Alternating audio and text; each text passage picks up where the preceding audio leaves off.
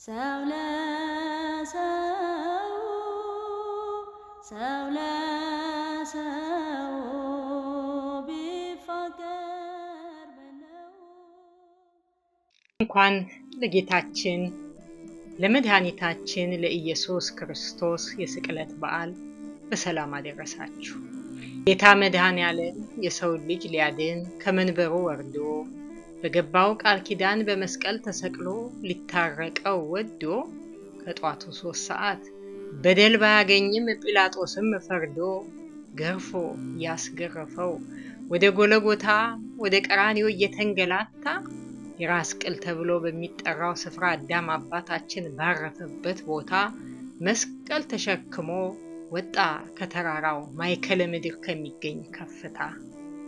ሰው ሆኖ ተፈጥሮ በምድር ለሚኖር ለዘላለም ዓለም የማይዘነጋ ይሄ ታላቅ ክስተት ደም እየፈሰሰ ተቆርሶለት ሥጋ አስደናቂ ዋጋ የተከፈለበት ዕለት በመሆኑ መምህራን በመቅደስ በሰጣቸው ጸጋ በጾም ጸሎት ስግደት ይህን ታላቅ ሳምንት ዕለቱን ሰይመው ከሰኞ ጀምሮ ግብረ ሕማማቱ እየተነበበ በደረሰበት ግፍ አማኙ እያዘነ ልቡ እጅግ ተሰብሮ ድንግል እያነባች ለሰው እርቅ ወረደ የቀኝ ወንበዴም ወደ ገነት ገባ በአምላኩ ተምሮ።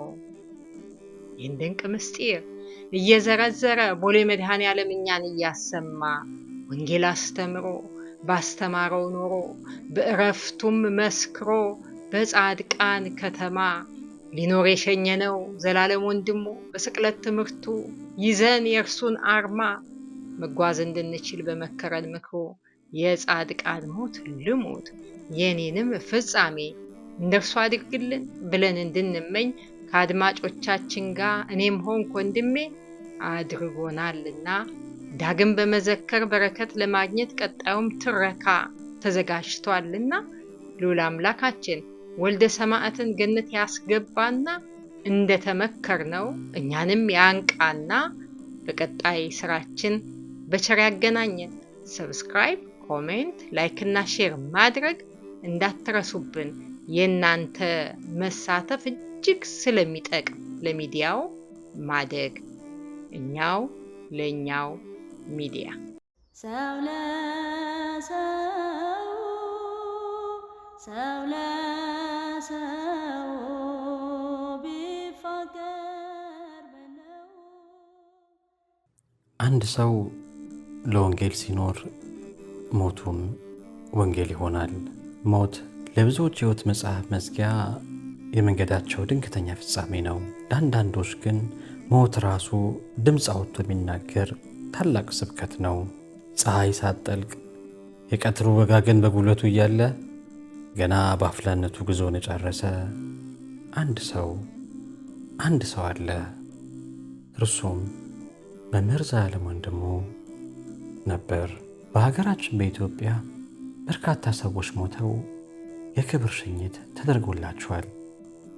ይሁን እንጂ የመምህር ዘላለም ወንድሙ ሽኝት የሁሉንም ኦርቶዶክሳውያን ልብ የሰበረ ተስፋ ያለው ሐዘን የታዘነለትና ሁሉም ምእመን ነጭ ለብሶ ያለቀሰለት በመሆኑ የኢትዮጵያውያንን የሐዘን ሽኝት አቅጣጫ ቀያሪ ነበር።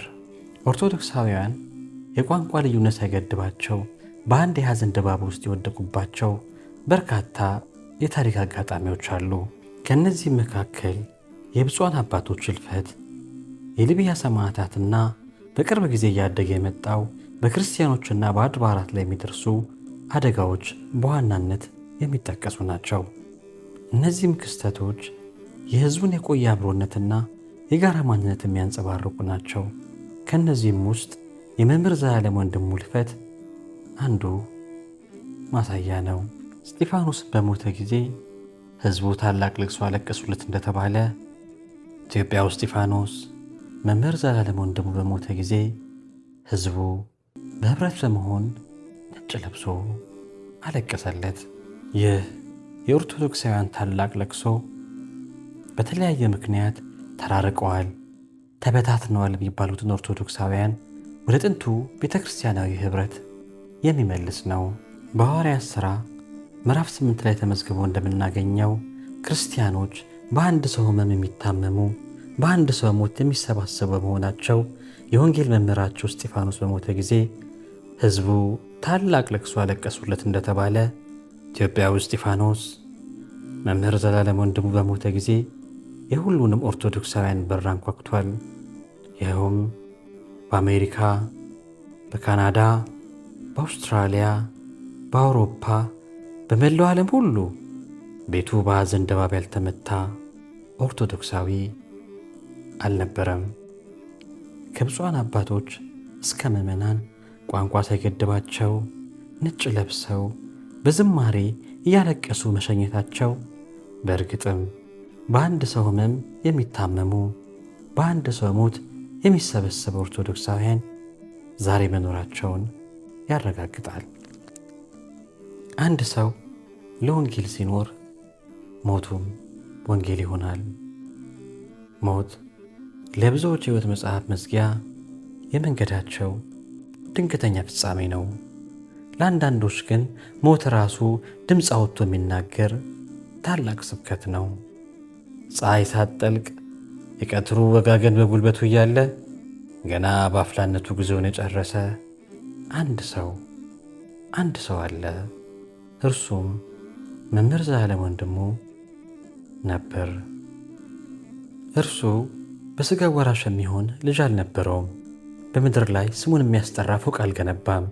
ነገር ግን በዛ ረፋድ በመስቀል አደባባይ የታየው ያ ነጭ የለበሰ የሕዝብ ባህር፣ ያ በእንባ የታጠበ የፍቅር ዜማ አንድ እውነትን መሰከረ።